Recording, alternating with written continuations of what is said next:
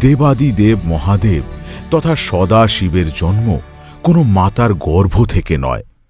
মহাপ্রলয়ের পর সৃষ্টির উৎপত্তির পূর্বে চারিদিকে তখন শুধুই অন্ধকার আর অন্ধকার।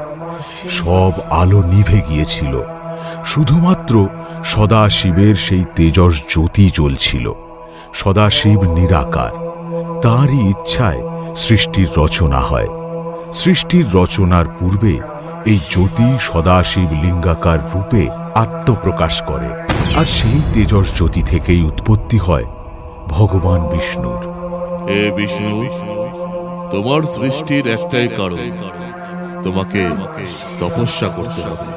তপস্যা করো, তপস্যা করো। তপস্যাই তোমার একমাত্র কর্ম, একমাত্র ধর্ম।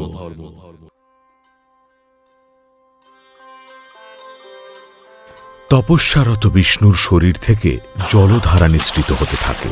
এটাই হলো ব্রহ্ম জলধারা। ধীরে ধীরে সেই জলধারা মহাসাগরে পরিবর্তিত হয়, আর তারপরেই সদাশিব বিষ্ণুদেবকে আদেশ দেন, বিষ্ণুদেব, এইবার তুমি এই ব্রহ্মজলে শয়ন নাও, অর্থাৎ উৎপত্তির আধার হও। ব্রহ্মজলে শয়ন নেবার পরবর্তীতেই বিষ্ণুদেবের নাভি থেকে এক অন্তহীন কমল পুষ্প প্রকট হয়।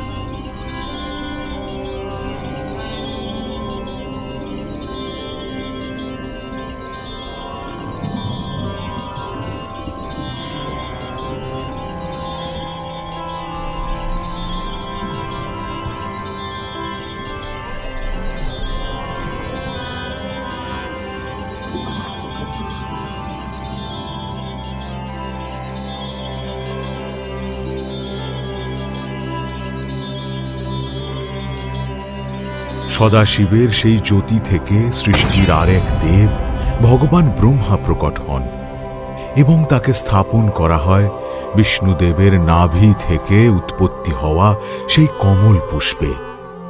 ব্রহ্মা নিজের উৎপত্তি নিয়ে বিচলিত হয়ে পড়েন। এ আমার কোথায় জন্ম হলো? কে আমার জন্মদাতা?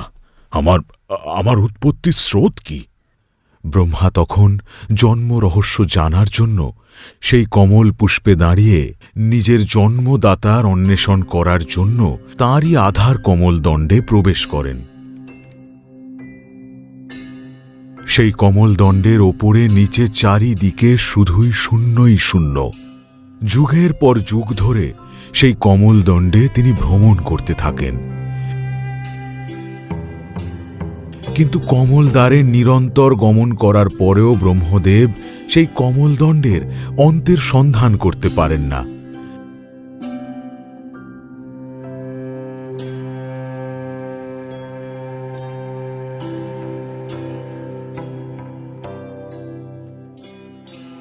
তাঁর জন্মদাতার দর্শন তিনি পান না, তাই হার মেনে তিনি পুনরায় সেই কমল দণ্ডের উপরের দিকেই ফিরে আসতে থাকেন এবং তার জন্মদাতাকে অন্বেষণ করার যাত্রা